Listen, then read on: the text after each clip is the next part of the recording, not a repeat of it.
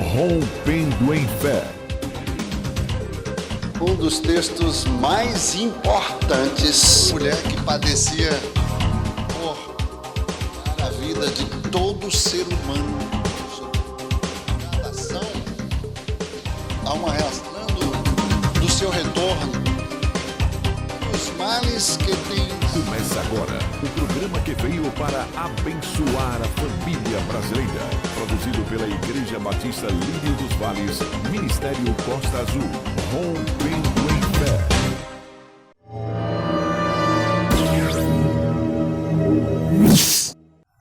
Jó capítulo 1, versículo 20 até o 22. Amém? Jó 1, 20 a 22. Então Jó se levantou e rasgou o seu manto, e raspou a cabeça, e prostrando-se, adorou. Nu saí do ventre da minha mãe, e nu para lá tornarei. O Senhor Jeová deu, e o Senhor Jeová tirou. Bendito seja o nome do Senhor. Apesar de todos estes acontecimentos, Jó não pecou nem atribuiu a Deus nenhuma injustiça no seu juízo. Amém e graças a Deus. Pode tomar assento. Mas no texto no qual nós lemos, Satanás, ele aparece, né? Ele aparece no meio dos filhos de Deus, e aí o Senhor Deus pergunta para ele: de onde vem? E ele responde: de ir e vir pela terra, e de andar por ela. Na verdade, Satanás, ele entra e sai da terra, apesar da terra não ser o seu habitar, né?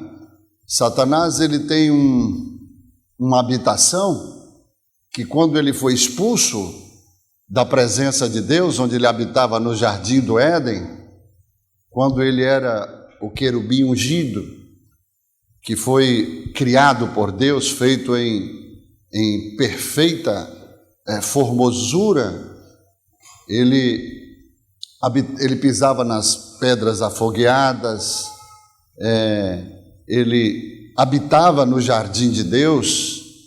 Porém, quando ele foi expulso do jardim, quando ele foi transformado num anjo de trevas, num anjo caído pela sua iniquidade, pelo seu pecado, ele deixou de habitar no jardim e passou a habitar numa região abaixo do jardim.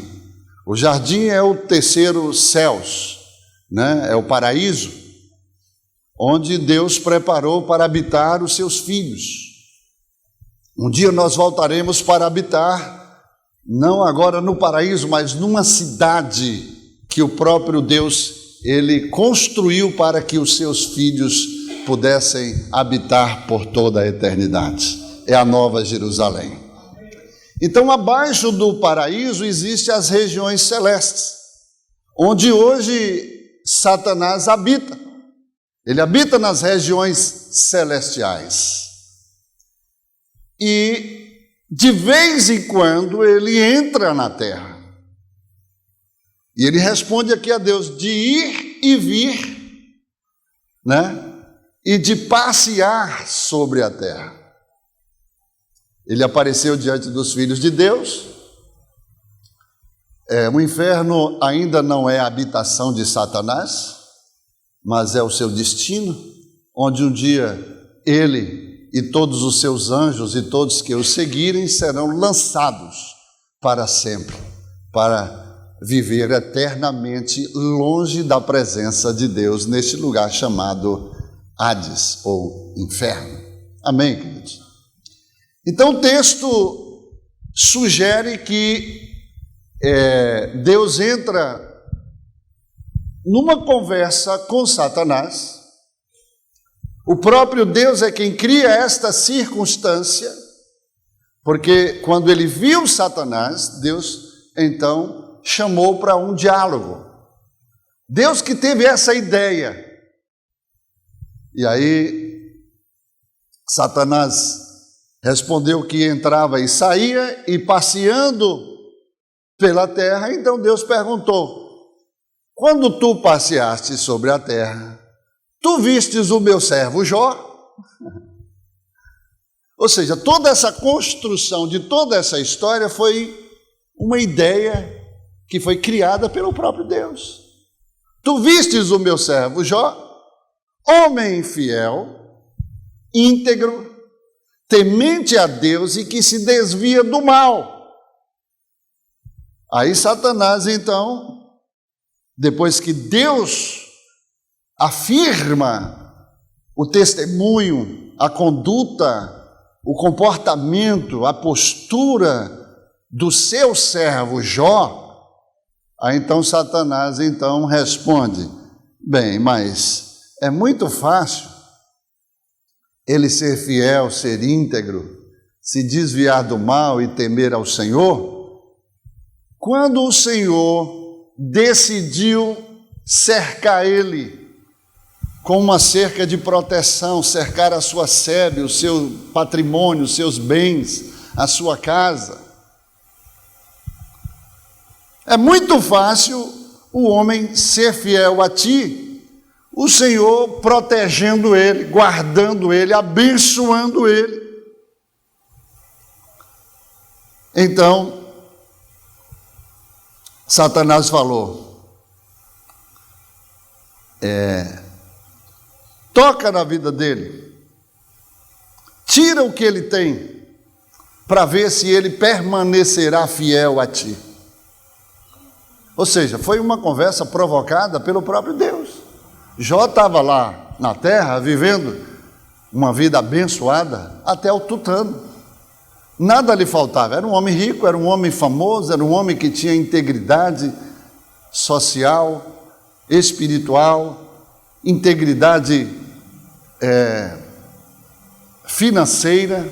Era um homem que dava testemunho e que não foi homem algum que chegou para poder falar da sua vida. Foi o próprio Deus. Foi o próprio Deus que decidiu trazer toda essa história de Jó, porque aqui eu creio, irmãos, que Jó, nesse processo que ele passou para nos trazer um exemplo de um testemunho de integridade, de uma vida aqui na terra. Foi, na verdade, uma tipificação de Cristo. O sofrimento que ele teve, a perda que ele teve, e manteve-se íntegro, manteve-se fiel diante de toda circunstância de adversidade que ele passou. É um exemplo para todos nós, para que quando nós passarmos diante das adversidades, nós sabemos qual é a postura a adotarmos, o que é que nós temos que fazer, como nós devemos proceder. E Deus traz a existência, Deus traz tudo isso, irmãos, porque Deus não faz nada por obra do acaso. Deus simplesmente não permitiu isso aí para que houvesse um registro somente na história. Deus quis nos trazer um ensinamento. Deus quis nos trazer um conhecimento para que fosse entranhado na nossa conduta, na nossa postura. O texto que nós lemos já fala dentro, de uma parte desse texto, ou seja, do contexto, quando Jó se levantou, rasgou o seu manto, raspou a sua cabeça e, prostrando-se, adorou. E fez uma declaração diante desse mundo espiritual, onde o próprio Satanás habita. Nu saí do ventre da minha mãe, nu para lá tornarei. O Senhor me deu, o Senhor tomou, bendito seja o nome do Senhor. para que todo o mundo espiritual pudesse ter também conhecimento, que aquilo que Deus estava trazendo em cena, montando aquele cenário, aleluia, Deus estava no controle, sabia, aleluia, o que Ele estava fazendo. Eu quero dizer uma coisa para você, irmão, quando Deus criar um cenário na tua vida, quando Deus permitir algumas adversidades na sua vida, quando você de repente começa a passar por uma situação que você nunca imaginou, que você jamais sonhou que passaria com você, pode ter certeza que Deus, aleluia, Ele é o autor na permissão para que você seja introduzido dentro de um cenário onde você será, aleluia, a manifestação da fidelidade, da provisão e da proteção divina aqui na terra diante de todos os olhos. Aleluia! Então a gente pode observar, queridos, que Satanás chegou para Deus e disse assim: mas é muito fácil ser fiel, ter comportamento da forma como ele tem quando tu abençoa, quando tu cerca a sua sebe, quando tu protege. Agora remove para ver se ele permanece, para ver se ele continua com esse mesmo comportamento, com essa mesma conduta. Então Deus chega para ele e diz: tá bom, então vai lá e toca tudo no que ele tem, mas não toque na sua vida. E de repente, da noite para o dia, tudo aconteceu. Jó perdeu os seus jumentos, as suas juntas de bois, 500 juntas de bois, 500 jumentos, 7.000 ovelhas, 3.000 camelos, e por fim, os seus 10 filhos, né? Os seus 10 filhos, de repente, da noite para o dia, ele perdeu tudo. Para a gente não entrar muito em detalhe, mas o que eu quero chamar a atenção aqui, irmãos, é que Jó era também Jó tinha um perfil sacerdotal. Como é que a gente pode enxergar isso, pastor? Quando a Bíblia diz que Jó ia na casa de cada um deles e sacrificava por eles. O papel de sacrifício é dado a um sacerdote que faz sacrifício para cobrir os pecados dos seus filhos ou do seu povo. Você se lembra que o sacerdote, no ofício do sumo sacerdote, ele vinha uma vez por ano para imolar um cordeiro, um animal, e com o sangue desse cordeiro, ele levava até o Santíssimo Lugar para apresentar a Deus pelos pecados do seu povo, ou dos seus filhos. E Deus recebia este sacrifício e cobria os pecados, e protegia e blindava os seus filhos durante um ano. E todo ano isso era feito. E Jó, como sacerdote, ele sacrificava pelos seus filhos. Ele visitava a casa de cada um dos seus filhos. Jó era um homem que ele conhecia o seu ofício muito bem, quando ele não somente sacrificava, mas também se santificava. E a gente sabe que quando a gente santifica alguma coisa, a gente paga um valor pela santificação. Se você for estudar um pouco mais profundamente a palavra, você vai entender isso. A santificação, na lei, você tinha que estabelecer um valor para santificar aquilo. Amém, irmãos? Há um preço pela santificação. E tudo que está santificado está protegido. Jó tinha sua vida protegida, sabe por quê? Porque ele santificava a sua vida. Mas ele sacrificava pelos seus filhos para cobrir e para trazer proteção aos seus filhos. E aí, quando Deus permite Satanás começar a agir na família e em todo o patrimônio de Jó, existem coisas que não existem causas que a gente possa contra-argumentar, mas aconteceu, mas foi por causa disso. Porque Deus testemunhou acerca de Jó que ele era um homem íntegro. Você sabe o que é integridade? É retidão.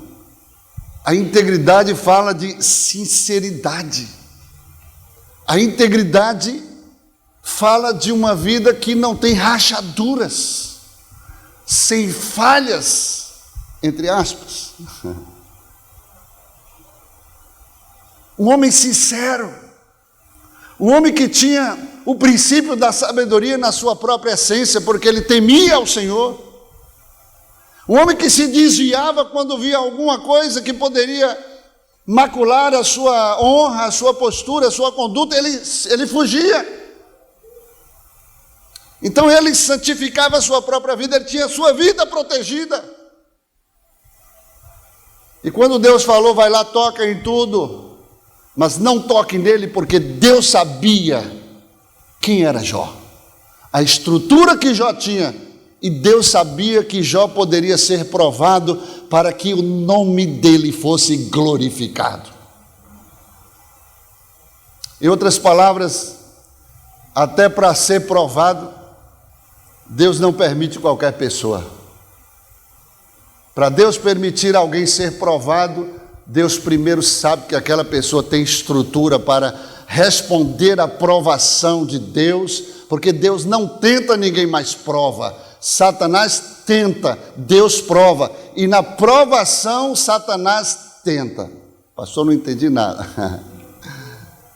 Na provação, Satanás tenta o homem. Jesus foi provado lá no deserto por Deus, mas foi tentado por Satanás. Existe uma roupagem quando você é provado. A ação de Satanás é em forma de tentação, a ação de Deus é na forma de provação. Então Deus sabia que ele tinha estrutura. Isso significa que Deus, quando vai provar alguém, ele sabe que se você tem ou não estrutura para ser provado. E a Bíblia nos traz um princípio que Deus não permite provação além da que a gente possa suportar. Então, se você está passando por uma provação, é porque Deus sabe que você tem estrutura e que você também vai suportar a provação, e depois da provação o nome dele vai ser glorificado e você será, aleluia, guindado a outro nível de maturidade espiritual. Irmãos, eu estava ontem pensando, Deus trouxe uma palavra ao meu coração. Eu estava no café, eu comentei com o pastor Alfredo, e Deus falou comigo assim: o perfil do crente da igreja brasileira é um crente subnutrido. Pega isso aí. Muitos pregadores hoje têm falado acerca da estrutura do cristão brasileiro. E aí tem dado alguns adjetivos. É um crente, vou usar a expressão crente, é um crente meio analfabeto, é um crente que não tem prazer em degustar, em saborear, em ruminar a palavra de Deus. Por isso é um crente fácil de ser manobrado e manipulado pelo inimigo das nossas almas. É um crente que não tem costume de gastar tempo com Deus e com a sua obra. É um crente que não tem compromissos, responsabilidades, não tem prioridades. Às vezes é difícil, irmãos, até entre a própria liderança, a gente tentar arregimentar, né, algo que Deus dá para a igreja na direção da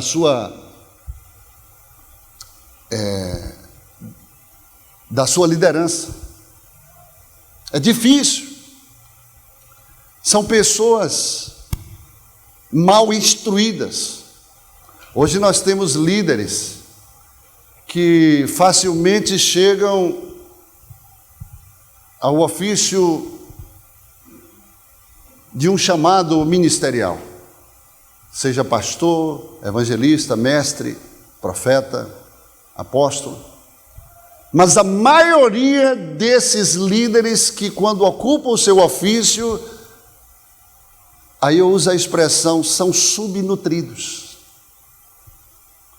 Infelizmente, hoje, as pessoas estão bem intencionadas, querendo fazer a obra de Deus, servindo a Deus, mas sem Deus. É um perfil de um crente igual Saul. Pessoas que aprenderam no mundo e querem trazer o mundo e tentar arrumar a casa, tentar construir a sua casa com elementos que não são fundamentados na engenharia de Deus. Jesus, quando nos ensina acerca destes elementos que deve construir uma casa, Jesus começa lá no Monte das Bem-aventuranças dizendo: bem-aventurado seja mais do que feliz, né? O homem que é humilde de coração, que é pacificador, que é manso, que muitas vezes, quando perseguido injustamente, né, eles têm uma conduta, têm um comportamento, como foi o caso de Jó. No momento da perseguição, Jesus disse: bem-aventurados sois vós quando vos injuriarem, vos perseguirem e disserem todo mal contra vós por minha causa. Aí Jesus diz assim, alegrai-vos antes. Enquanto muitas pessoas estão, né, até ameaçando a Deus sair do evangelho. Eu estou sendo perseguido, eu estou sendo injuriado, estão falando mal de mim. Como é que eu posso ficar no meio, né, onde o Senhor me colocou dessa forma? Lá no mundo eu não era tão perseguido, tão escarnecido, as pessoas. E aí o evangelho está dizendo um outro comportamento que você precisa adotar diante dessas circunstâncias de adversidade. E Jesus está dizendo: alegrai-vos antes, porque grande será o vosso galardão. Porque se assim fizeram aos profetas que vieram antes de vocês, também farão a vós. Se fizer ao próprio Cristo, né, fará também a você. Jó, que era uma tipificação desse Cristo, que ele estava bem, ele estava cercado de bênção, ele estava totalmente, né, vivendo uma vida de retidão, que o próprio Deus testemunhou. Então esses elementos precisam fazer parte da nossa construção, irmãos. Se nós não tivermos a humildade, eu sempre tenho dito isso, esse é um dos elementos prioritários na construção de Deus, porque sem humildade você nem se aproxima de Deus. A humildade precede a honra. Quem não é humilde não tem meio termo, é altivo de coração, é soberbo. Quem não é humilde, né, aí vem na família da rebeldia, porque não se enquadra e não se estabelece dentro daquilo que Deus quer realizar na sua vida. Quando Deus fala lá em 2 Crônicas, capítulo 14. Capítulo 7, versículo 14. Se este meu povo, que se chama pelo meu nome, qual é a primeira característica? Se humilhar. Irmãos, depois vem orar. O que eu aprendo aqui? Irmãos, se você não for humilde, nem precisa orar, porque Deus não ouve oração ou qualquer oração. Se você vai ver quando Jesus fala lá acerca da oração do fariseu e a oração do publicano, o fariseu chega lá com muitas vantagens, dizendo que faz muitas coisas, e Deus nem ouve. Mas o publicano nem abriu muito a sua boca, só bateu no peito de forma humilde, aleluia, reconhecendo o seu pecado, a sua falha, e dizendo: "Sê, aleluia, misericordioso comigo, ó Deus, aleluia, Deus, não imputes o meu pecado, compadece-te de mim, ó Deus." E Deus ouviu a oração do publicano. Por causa da humildade, do reconhecimento do seu estado. E ser humilde é revelar o seu estado original, porque a humildade vem de humus. Humus é terra. E terra não vale nada, irmão. É por isso que Deus pega as coisas que não são. É por isso que Deus, para poder colocar a excelência, aleluia, a excelência do tesouro dentro do vaso de terra, de barro, o que vale de fato é o que está dentro, não é o que está como invólucro do lado de fora. Então nós somos barro, humus, e bem-aventurados humus, bem-aventurados aqueles que reconhecem que são humus, humildes de coração, porque deles é o reino dos céus. Então são esses elementos que nós precisamos trazer para a construção da nossa vida. Mas hoje a gente vê dentro da igreja pessoas arrogantes, presunçosas, pessoas que não são humildes, antes soberbas. E a Bíblia diz que ao soberbo Deus abate, Deus destrói. Porque quem não é humilde, irmão, não reconhece os seus erros, não volta. Deus fala lá em Apocalipse: arrepende-te e volta, senão eu virei contra ti, removerei o meu candelabro de ti, se não voltares, se não arrependeres. Irmão, sem arrependimento não há remissão de pecado. Tem que se arrepender, tem que voltar. Isso fala de humildade. E Jó, mesmo sabendo que não estou entendendo nada, Deus. Às vezes você pode dizer assim: Senhor, eu não estou entendendo, a minha vida está no altar. A minha vida, Senhor, eu tenho feito tudo que a Tua palavra orienta, eu tenho buscado a Tua palavra, eu tenho vivido pela instrução dos Teus conselhos, da Tua sabedoria. Mas o que está acontecendo? Tem coisa, irmão, que não é pela causa. O próprio Deus age assim e permite por causa de um propósito. Agora, para Satanás agir em algumas coisas, tem que ter causa. Onde é que Satanás entrou para agir na família de Jó? Aí você vai: por que Jó sacrificava pelos seus filhos? Para sacrificar é por causa de pecados. Uau! E Jó sempre de tempos em tempos estava sacrificando. Em outras palavras, Jó tinha uma vida santificada, mas ele precisava sacrificar para que Satanás não encontrasse brecha na vida dos seus filhos. Irmãos, quando Satanás ele quer entrar para arrebentar com a tua vida, ele vai entrar por onde? Ele vai entrar por onde tem brecha. É por isso que nós temos que, quando a gente vai cear, Paulo diz assim: examine-se, pois, o homem a si mesmo, para então. Então nós temos que auto-examinar a nós mesmos. Como é que está a sua vida? Por que estão acontecendo algumas coisas? Porque se a tua vida está num processo de santificação, você tem santificado, a santificação fecha as brechas, irmão.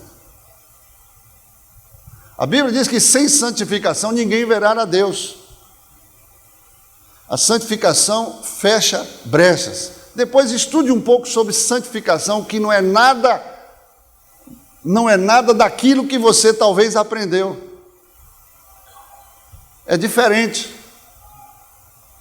Vai lá para as leis mosaicas, levíticas, e você vai entender um pouco. Deus falou, vida de integridade, porta fechada, você não pode tocar nele. Mas por causa de um propósito, Deus abriu a porta para tocar nele. Mas quando Satanás foi tocar em tudo que Deus colocou sobre ele, Satanás teve que encontrar uma brecha.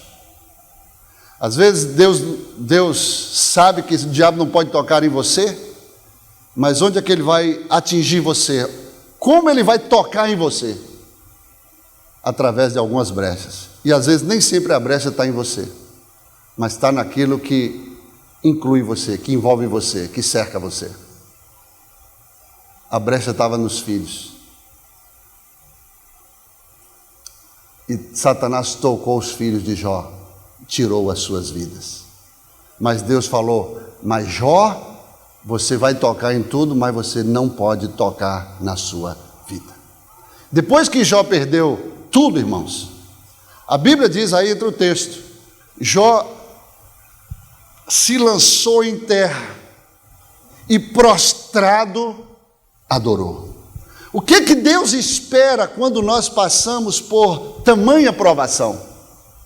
Eu quero que você entenda o seguinte, irmãos, a provação, ela vem com um propósito. A provação não é aleatória. A provação não é a obra do acaso. Pastor, o povo do Egito saiu o povo de Israel saiu do Egito e só foi prova no deserto. Até porque, para ser treinado, para ser estruturado, para ser guindado a outros níveis, para amadurecer, tem que passar pela prova. A prova nos amadurece, amém?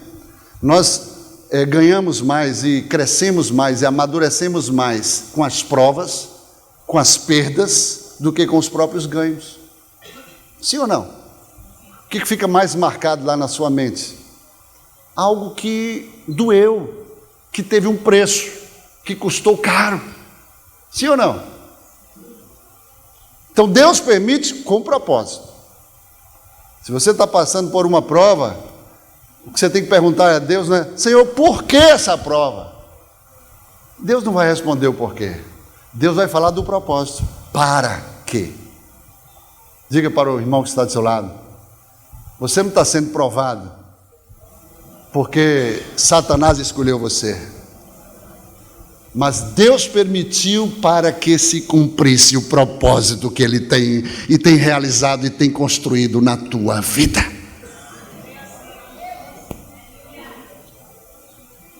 Então pergunte, para quê, pastor? Irmão, Deus não terminou a obra que Ele tem na tua vida. Você quer que fique do jeito que está? Não. Deus, eu sempre tenho falado de propósito aqui, e algo que isso aqui marcou muito, irmãos. Isso aqui foi, Deus, eu vi assim, veio um zap celestial, assim, foi forte, incendiou dentro de mim, explodiu dentro de mim, isso é revelação.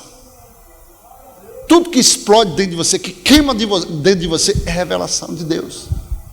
Ainda que seja vindo pela boca de um anjo, de um pastor, de um mensageiro. E aí queimou dentro de mim acerca de propósito. Irmão, Deus é um Deus de propósito, está cansado de ouvir isso aqui. Deus não faz nada aleatório. E eu quero lhe dizer uma coisa, o propósito de Deus te protege. O propósito de Deus na vida de Jó protegeu Jó. Por isso Deus falou, olha, não tire a sua vida. Sabe o que Deus deu agora para Satanás? Satanás estava como desempregado, passeando lá para cá, porque o habitat dele não é na terra. A terra foi dada, Salmo 115, versículo 16, foi dada aos filhos dos homens, somente quem é filho do homem aí. Satanás não é filho do homem. Jesus é filho do homem? Porque Jesus entrou na terra com autoridade, com legalidade, e por isso pôde construir e pôde viver o seu ministério aqui na terra, e tem legalidade para falar na terra, aleluia, porque ele nasceu de um ventre materno, ele nasceu, aleluia, da semente incontaminada do homem. Esse homem é Deus. Amém, irmãos? Ele gostava de ser chamado e o filho do homem, porque para estar na terra tem que ser homem. Satanás não nasceu de um ventre materno, foi uma criatura que foi criada por Deus, um ser celeste, um ser que foi perfeito em formosura, tinha um propósito. O propósito protegia Lúcifer, antes era o seu nome, anjo de luz. Ele era para ser luzeiro neste mundo, né? Acho que é a maior raiva e ódio que ele tem hoje de todos os adoradores, porque a função que era dada para ele, Deus deu para um outro povo, que somos nós. Nós somos aqueles que hoje habitamos no jardim espiritual, aleluia, nessa casa que ela ainda é um ensaio para Deus um dia nos levar para a cidade. Começa aqui na terra, onde você prepara a adoração e manda para os céus, para alimentar, alimentar a alma do próprio Deus. Ele era luzeiro, e hoje nós somos luzeiros, irmão. Nós somos luz, onde a gente chega, a luz de Deus brilha onde você chega, porque Satanás não tinha luz própria, assim como também você não tem luz própria. É como o sol que é fonte de luz, tem luz própria, né? Ele vem, projeta sobre a lua, e você vê aquela lua linda, bonita, e a luz que está sobre a lua não é uma lua própria, não é a luz própria, é a luz do sol. Da mesma forma, a luz que está sobre você não é luz própria, é a luz de Deus. É por isso que quando você chega, você tem que iluminar, porque, aleluia, a luz de Deus, a glória de Deus resplandece sobre a tua vida, para que onde você vá fazendo a vontade dele, a luz dele é projetada sobre você. Lembra quando Pedro, a Bíblia diz que Pedro, por onde passava, em algum tempo do seu ministério, a luz que estava em Pedro curava. Na verdade, a Bíblia fala na letra, a sombra. Mas para ter sombra tem que ter luz. Tira a luz, vê se tem sombra. Se você tira a luz, tem o quê? Escuridão. Sim ou não? O dia, por exemplo, é iluminado pela luz do sol. Quando o sol se põe, tem o quê? Treva. E no dia seguinte, quando o sol vem, aí o dia é iluminado. A terra é iluminada, sim ou não? Então, queridos, é a mesma coisa. Se tirar a luz de Deus na tua vida, é só treva. Jesus falou lá em Mateus 4, aqueles que viviam nas regiões da sombra da morte, aqueles que viviam na escuridão, de repente veio uma luz, e a luz é Cristo. Essa luz, hoje ela está dentro de você, é por isso que ilumina os seus caminhos. Lâmpada para os meus pés, luz para os meus caminhos é a tua palavra. Jesus é essa palavra que habita dentro de você e que ilumina a tua vida e que resplandece todo o teu ser. Então hoje você é luzeiro, irmão. Antes era Lúcifer, mas hoje ele não tem mais luz, e por isso ele se tornou anjo de treva. É um querubim caído, não é ungido. E aí nós precisamos entender e aprender, irmãos, com o que Deus permite acontecer no passado, é para nos trazer instrução. Deus não quer que você caia para você aprender, que você aprenda com a queda dos outros. Então, uma pessoa que não aprende e não vive a instrução de Deus, ele é pobre de espírito, porque ele não é humilde para aprender o que Deus quer ensiná-lo. Jesus falou: vinde a mim todos vós que estáis cansados, sobrecarregados e oprimidos, e eu vos aliviarei. Tomai sobre vós o meu jugo e aprendei de mim, que sou manso e humilde. Olha lá, as bem-aventuranças, elementos: mansidão e humildade. Porque sem humildade ninguém aprende. O humilde não aprende por causa da soberba. Infelizmente tem muita gente hoje, o perfil do crente, eu vou falar do Brasil, né?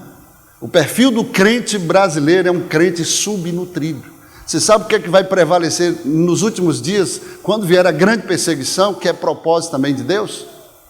Para o povo crescer, para o povo amadurecer. Sabe quais são as igrejas que vão permanecer firmes?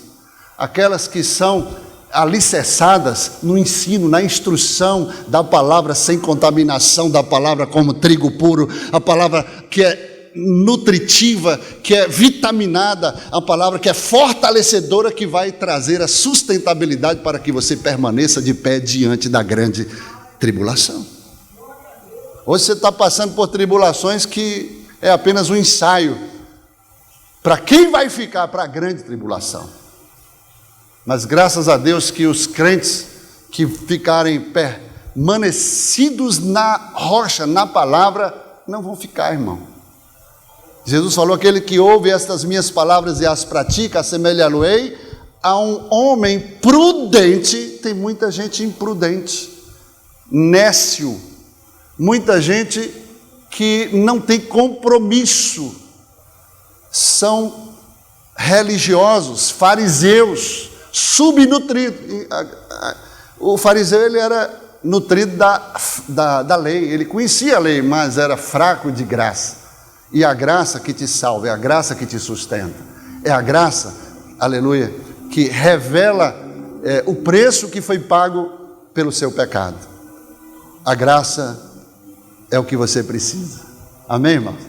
É pela graça que sois salvos, mediante a fé. Isso não vem de vós, é dom de Deus. Foi Ele que fez. Não é o que você faz, é o que Ele já fez por você. Mas você precisa se fortalecer e ser nutrido pela instrução e pela palavra da revelação do seu Evangelho. Diga para o irmão que está do seu lado: hoje é o último dia de subnutrição da minha vida. Você sabe que você é o que você bota para dentro? O homem é um ser trino, tem tríplice constituição, tem vida plena em 3 áreas, no que constitui você, como Paulo fala lá em 1 Tessalonicenses capítulo 5, versículo 23. Você é um espírito, tem uma alma e habita no corpo. Você tem vida espiritual, você tem vida emocional e você tem vida física. Muita gente corre para os pés de Jesus por causa da vida física, está doendo no corpo. Uma notícia, vem qualquer coisa, aí se desespera. É fácil correr para os pés de Jesus. Aí Jesus usa como isca.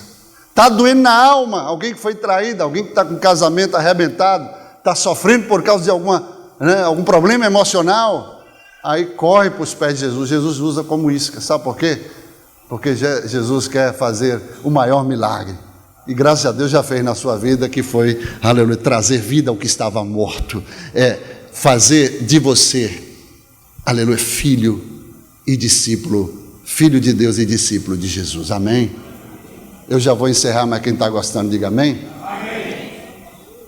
Então, o que foi que aconteceu com Jó, voltando aqui?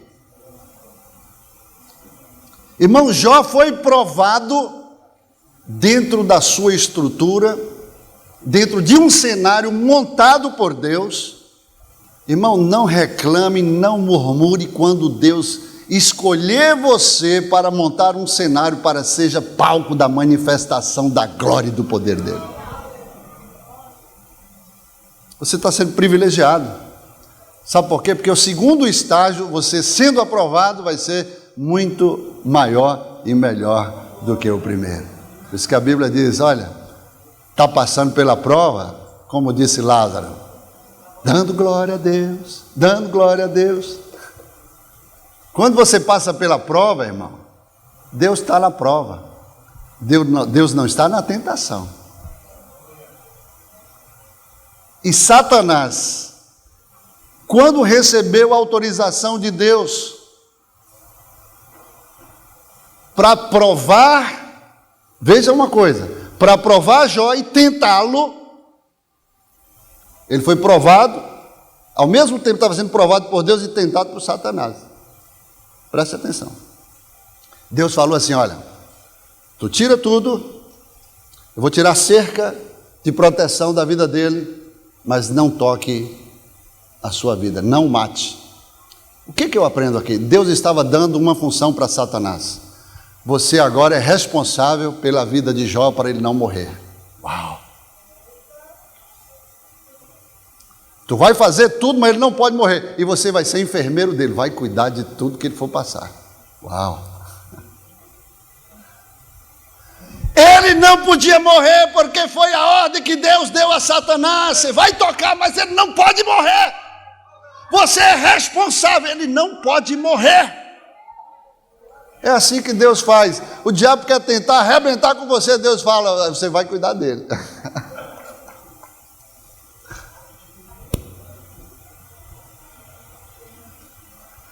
Aí depois do primeiro round, que Jó foi nocauteado e ainda permaneceu firme, reagiu, se levantou e continuou tendo a mesma postura, a mesma atitude de mandar adoração para o céu. Aí mais uma vez, Deus gosta, irmão, Deus às vezes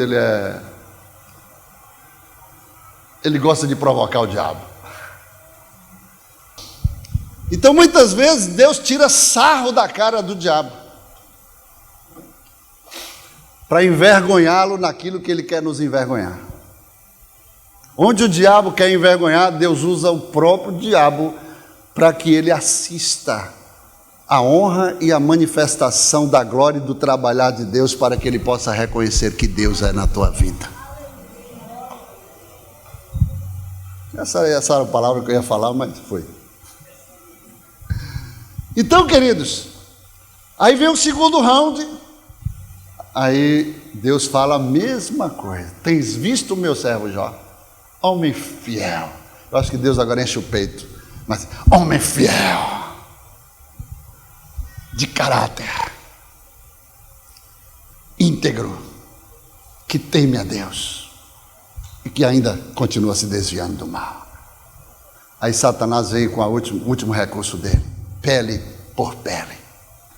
E tudo que o homem tem, ele dará pela sua vida. Aí Deus falou, tá lá, vai lá, agora você vai tocar no corpo dele.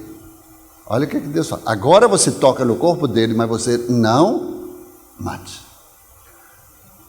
O diabo sempre usa brechas. Onde é que o diabo encontrou brecha? Não, primeiro meus filhos, já foi. Segundo round, encontrou na mulher.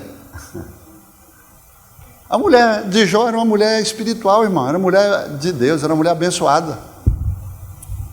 Porque infelizmente tem muitos pregadores que arrebentam com a reputação da mulher de Jó, só por causa de uma falha. E o diabo provocou, a provação não foi para a mulher de Jó, foi para quem? Deus cobrou alguma coisa da mulher de Jó? É a mesma coisa, a provação não foi com Eva, foi com Adão. Mas a velha serpente não foi Adão, por quê? Porque Adão recebeu uma comunicação direta, uma mensagem revelada diretamente da boca de Deus. Aleluia. Eva não existia, Eva veio a existir no capítulo 3 de Gênesis, que Satanás entra com Eva, naturalmente quem falou para Eva foi Adão. E aí já foi uma comunicação, uma revelação que foi comunicada. A revelação ele recebeu de Deus, ele comunicou a Eva. E aí Eva vai se agora provada, ela cai na astúcia do diabo, come do fruto da árvore que não podia comer, mas Deus não cobra nada dela, Deus não vai até ela, Deus não traz o juízo sobre ela, mas quando ela leva Adão, olha a astúcia do diabo. O diabo às vezes sabe que você está santificado, a porta está fechada, ele não consegue entrar pela tua vida, ele entra por um caminho mais próximo e que vai exercer influência sobre a tua vida. E aí Eva, através de Eva, chegou a Adão. E quando Adão caiu, Deus veio e confrontou ele. Deus falou para Abraão, prometeu a ele, falou diretamente, não falou com Sara. O diabo veio para tentar quebrar o projeto de Deus, veio através de quem? Da pessoa mais próxima de Abraão, Sara. E trouxe um engano, trouxe uma segunda alternativa, e Abraão caiu, infelizmente, e trouxe um dano terrível que todos nós hoje na humanidade sofremos. Veio Ismael. Mas por causa de Abraão, até Ismael foi abençoado. Deus prometeu que o protegeria. Amém, irmãos? Que o guardaria. Então, da mesma forma, a mulher de Ló, de Jó, Deus não falou nada para ela. Falou? Tem visto a minha serva, a mulher do meu servo Jó? Não, Deus falou Jó. Por que Deus não cobrou nada dela? Por que Deus, quando ela falou aquelas, foi usada pelo diabo e mandou amaldiçoar a Deus, com aquela mentalidade? Tem muito pastor que desce injustamente, a maçaranduba na mulher de Jó. Eu encerro aqui. Deus não desceu, por que você vai descer? Quem é mãe aqui? Quando um filho adoece, como é que você fica? Vida emocional abalada, ao extremo. Sim ou não? Física, às vezes, fica até doente. O que sustenta é o espiritual, a vida espiritual, porque ainda segura no que Deus falou. Se um filho está à beira da morte, piora ou melhora? Responda, piora ou melhora? Está doente, abalou. E se está à beira da morte? Entrou em desespero. Faz qualquer coisa para salvar a vida. Se morre, e aí pronto, arrebentou com tudo. Agora imagine aí, se é todos os filhos que você tem. Se é 10 filhos, como é que fica a sua estrutura? Irmãos, eu já vi cena de uma mãe que perdeu um filho, que era rebelde. Ela estava anestesiada.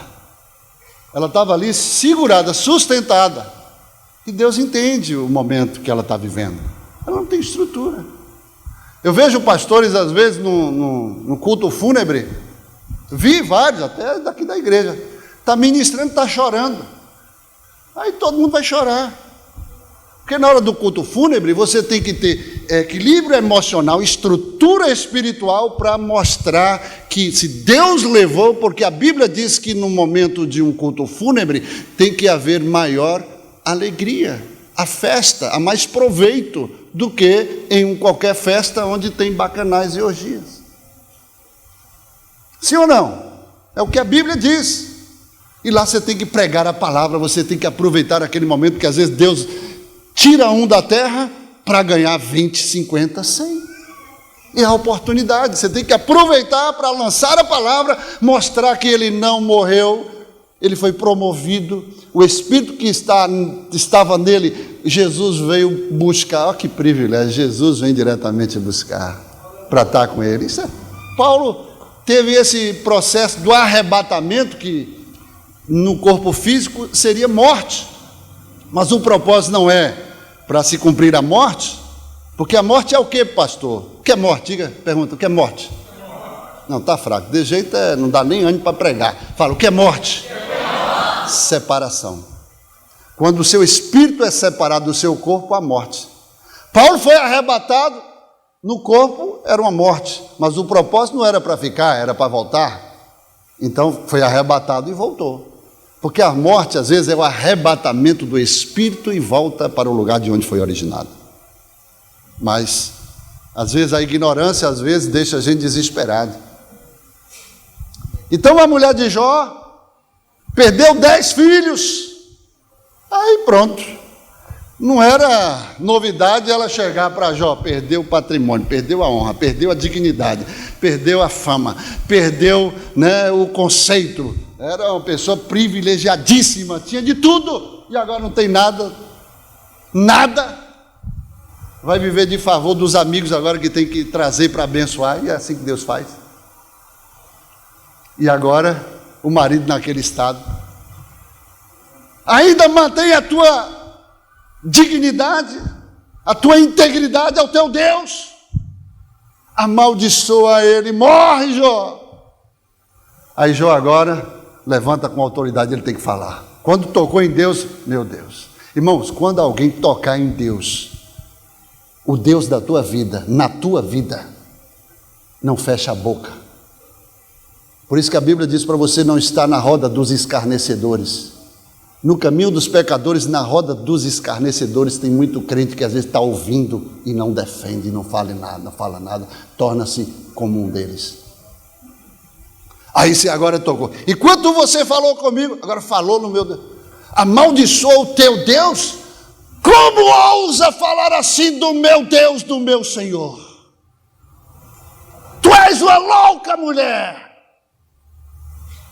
Como qualquer louca assim falas tu? Recebemos o bem do Senhor, também não receberíamos o mal.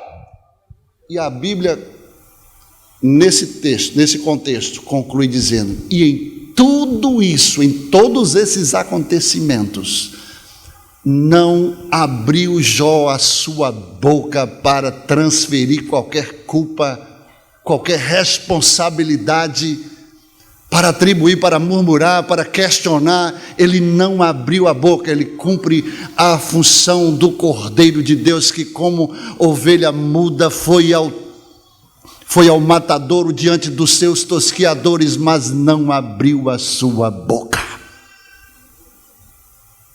Porque a teologia de Jó não estava fundamentada naquilo que Deus fazia por ele.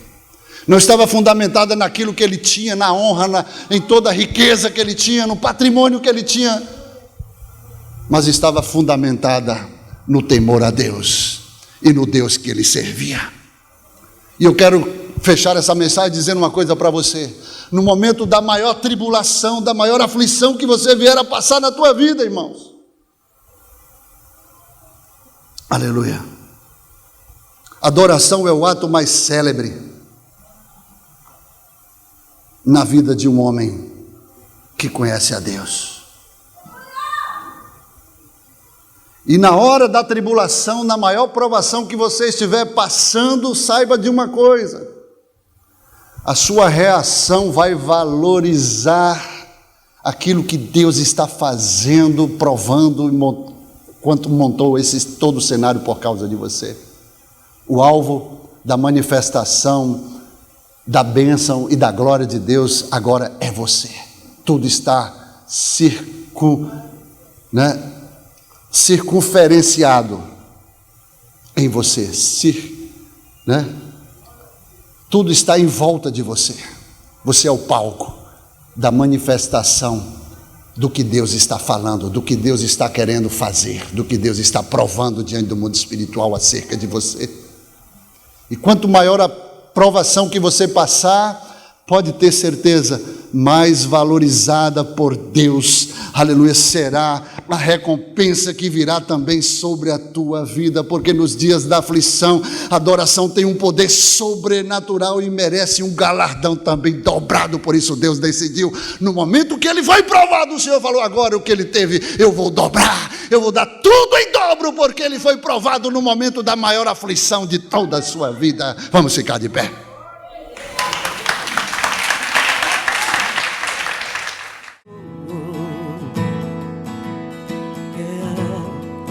Foi a minha decisão, Jesus amado,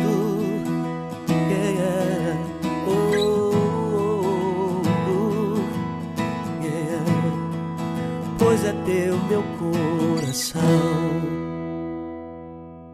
Produzido pela Igreja Batista Lírio dos Vales, Ministério Costa Azul, rompendo em fé.